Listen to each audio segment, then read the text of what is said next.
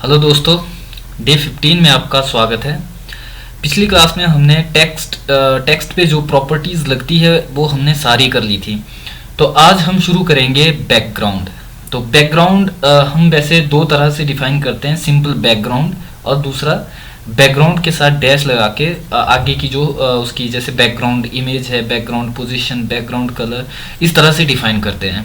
तो आज हम सबसे पहले बैकग्राउंड के साथ डैश लगा के जो प्रॉपर्टीज़ है जो उनको करेंगे।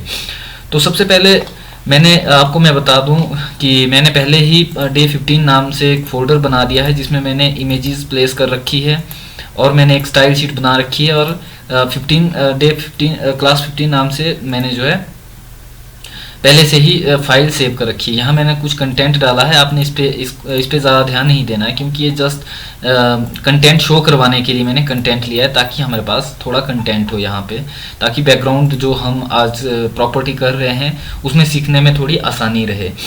तो शुरू करते हैं दोस्तों। सबसे पहले हम डायरेक्ट बॉडी को ही बैकग्राउंड देंगे। बॉडी पे ही जो किस तरह से हम बैकग्राउंड को अप्लाई करते हैं वो हम आज बॉडी पे ही करेंगे। तो सबसे पहले हम स्टाइल शीट में जाके बॉडी को डिफाइन करेंगे और सबसे पहले हम बैकग्राउंड इमेज देंगे। बैकग्राउंड इमेज कैसे देते हैं, URL करके, और उस फोल्डर का नाम जिसके अंदर इमेज है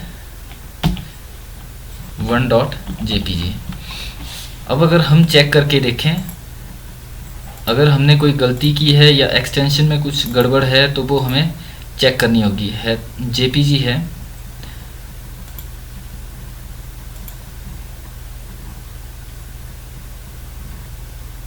बैकग्राउंड style.css,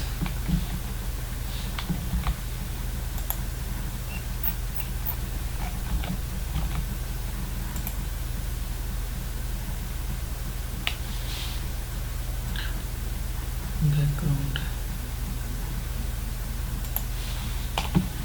इमेज। क्षमा चाहेंगे दोस्तों, ये बैकग्राउंड इमेज है और ये हमारा जो बैकग्राउंड में इमेज लग चुकी है।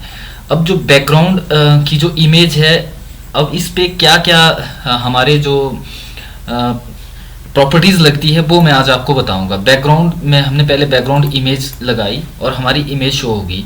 अब दोस्तों अगर आप देख रहे हैं कि ये किस तरह से शो हो रही है बैकग्राउंड, ये टाइल में शो हो रही है। हम टाइल करके इसको इस तरह से टाइलों में शो कर सकते हैं। अदरवाइज हम इसको दे सकते हैं बैकग्राउंड पोजीशन, बैकग्राउंड रिपीट, या तो हम कर सकते हैं नो रिपीट। नो रिपीट से क्या होगा, सिर्फ एक बार रिपीट होगी, उसके बाद ये रिपीट नहीं होगी। या फिर हम कर सकते हैं बैकग्राउंड रिपीट एक्स करेंगे तो ये हॉरिजेंटली आगे को बढ़ेगी जितनी भी ज़्यादा होगी। अगर हम रिपीट वाई करेंगे तो ये वर्टिकली शो होना शुरू होगी। तो ये हमारे बैकग्राउंड रिपीट के है। बैकग्राउंड रिपीट एक सिंपल रिपीट जो बाई डिफॉल्ट आता है, या फिर नो रिपीट में एक ही बार रिपीट होगी जिसको हम मोस्टली यूज़ करते हैं। तो ये हमारा बैकग्राउंड रिपीट है। तो अगला आता है हमारे पास इसमें background position.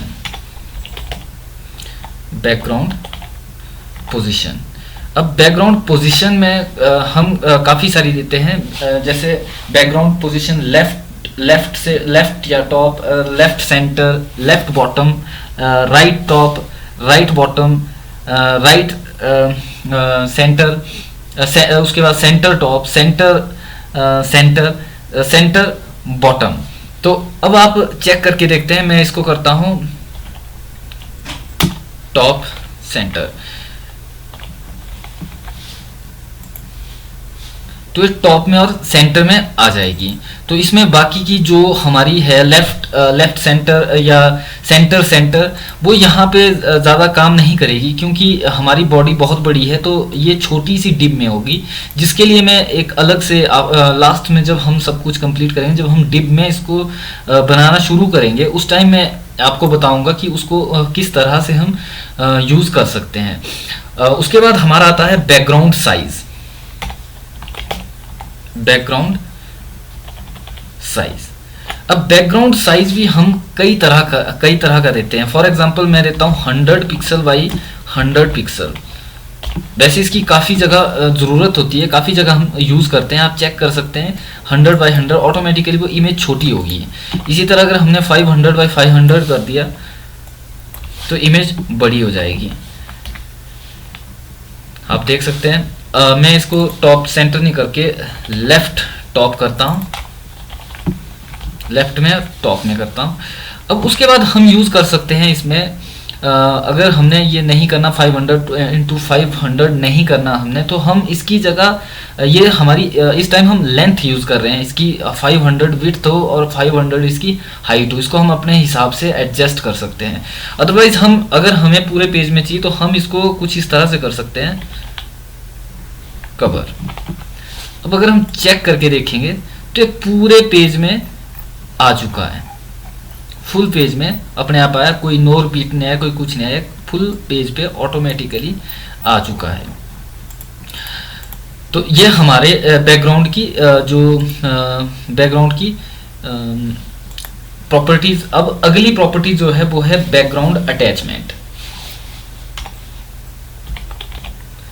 Background attachment, background attachment में हम यूज करते हैं स्क्रॉल और फिक्स्ड। अगर हम इसको फिक्स्ड करते हैं तो आप चेक करके देख सकते हैं क्या होगा, ये हमारी ऑटोमेटिकली फिक्स हो गई है। सिर्फ हमारा कंटेंट जो है मूव कर रहा है, जो हमारी इमेज है बैकग्राउंड की वो फिक्स हो चुकी है। इसके लिए हम यूज करते हैं बैकग्राउंड अटैचमेंट। तो उसके बाद इसमें हम यूज कर सकते हैं स्क्रॉल। ये बाय डिफ़ॉल्ट हम यूज़ करते हैं, जो हमारी बाय डिफ़ॉल्ट आती है।